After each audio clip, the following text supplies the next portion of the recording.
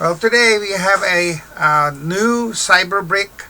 Um, uh, this one is a garbage truck, and I also printed the container that has garbage in it. So I also printed these. So these are like bags of garbage, and the truck picks it up and dumps it over here, and I will demonstrate how that works.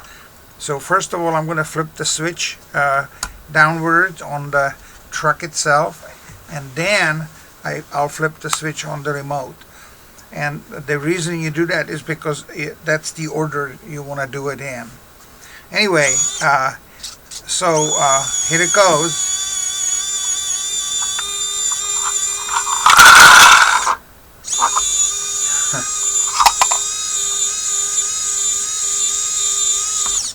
It also has lights on the front and in the back.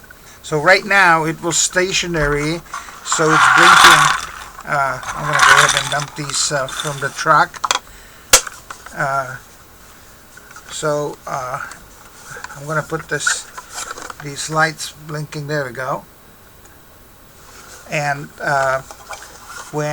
if I move the truck forward, then the lights turn on into a white color, as you can see, and the brake lights will appear in the back. One nice thing about this truck, this garbage truck, is you can take off the bed and the container itself, and because it's these three magnets are also on the receiver side. I'll put it against this camera, so there are the two, and there's the third one. And also the cab can be removed if you need to get to the wires or whatever. And if you want to recharge the battery, which sits underneath here, you lift this piece up, and then you can disconnect the battery and hook up a charger to it. But it's one of these rechargeable batteries that I use, and they last a long time, and I'm not going to be running it like all day or so. Anyway, I just thought that this thing turned out pretty nice. It goes forward, backwards, of course. It turns.